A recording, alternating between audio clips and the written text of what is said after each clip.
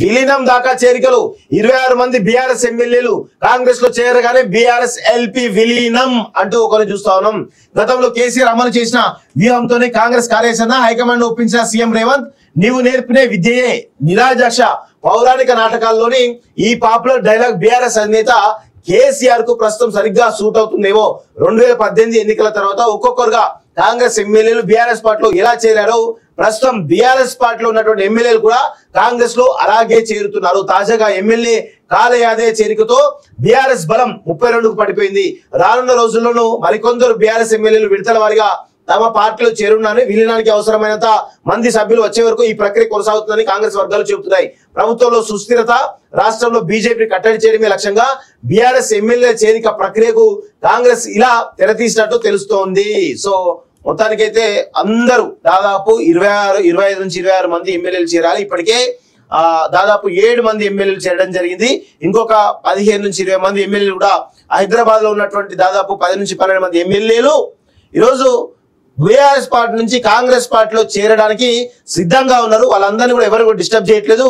కాకపోతే రూరల్ లో ఉన్నటువంటి కాళ యాదయ్య లాంటి వాళ్ళు కావచ్చు, సంజయ్ రావు లాంటి వాళ్ళు కావచ్చు, మిగతా వాళ్ళందరూ కూడా చేర్చుకుంటూ పోతా ఉన్నారు. ఈ ప్రక్రియ మరికొద్ది రోజుల్లోగా పూర్తయ్యేటువంటి అవకాశం అయితే చాలా స్పష్టంగా ఉంది. హైదరాబాద్ తప్ప మిగతా రూరల్ లో ఉన్నటువంటి అన్ని నియోజకవర్గాల్లో జల్లెడ పడతా ఉన్నారు.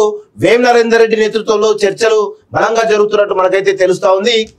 2018 అసెంబ్లీ ఎన్నికల తర్వాత కాంగ్రెస్ ఎమ్మెల్యేలు బీఆర్ఎస్ లో చేర్చుకోవడంలో నాటి సీఎం కేసీఆర్ అమలు చేసిన వ్యూహాన్ని ప్రస్తుత సీఎం రేవంత్ రెడ్డి కూడా అనుసరిస్తున్నారని కాంగ్రెస్ వర్గాలు చెబుతున్నాయి. 2018 ఎన్నికల్లో 19 సీట్లు గెలుచుకున్న కాంగ్రెస్ పార్టీ శాసనసభలో ప్రధాన ప్రతిపక్షంగా నిలిచింది. బట్టి విక్రమార్క ప్రధాన ప్రతిపక్ష నేత అయ్యారు. అయితే ఆ తర్వాత కాంగ్రెస్ ఎమ్మెల్యేలు ఒక్కొక్కరుగా ప్రగతి భవన్ కు వెళ్లడం, నియోజకవర్గ అభివృద్ధి పేరుతో బీఆర్ఎస్ కండోలు కప్పుకోవడం కొనసాగింది. పార్టీ మారిన ఎమ్మెల్యేలపై అనర్హత వేటు వేయాలంటే అప్పటి స్పీకర్ పోచారం శ్రీనివాసరెడ్డి చుట్టూ అప్పటి సిఎల్పీ నేత బట్టి విక్రమార్క తిరగడం ఆనవాయితీగా మారిపోయింది.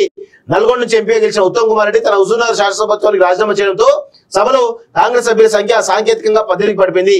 ఇదే అదనంగా పార్టీ మారిన 12 మంది కాంగ్రెస్ ఎమ్మెల్యేలు శాసనసభ పక్షంగా మారి బీఆర్ఎస్ ఎల్పీలో విలీనమయ్యారు. 200 మంది చీలన్న ఇది రాజ్యాంగ విరుద్ధం కాదంటూ నాటి స్పీకర్ పోచారం శ్రీనివాసరెడ్డి ఆ విలీనానికి ఆమోద ముద్ర వేశారు. సో ఇదే పరిస్థితి బీఆర్ఎస్ ఎల్పీ ఏ విధంగానైతే కాంగ్రెస్ ఎల్పీ ఏ విధంగా అయితే విలీనమైందో బీఆర్ఎస్ ఎల్పీని కూడా విలీనం చేసుకునే దిశగా ప్రధానంగా పెద్ద ఎత్తున చర్చ సాగుతా ఉంది. సో ఇది అసెంబ్లీ సమావేశాలకు ముందే ఈ బీఆర్ఎస్ ఎల్పీ విలీనం పూర్తి అయ్యేటువంటి అవకాశం అయితే చాలా స్పష్టంగా తెలుస్తా ఉంది.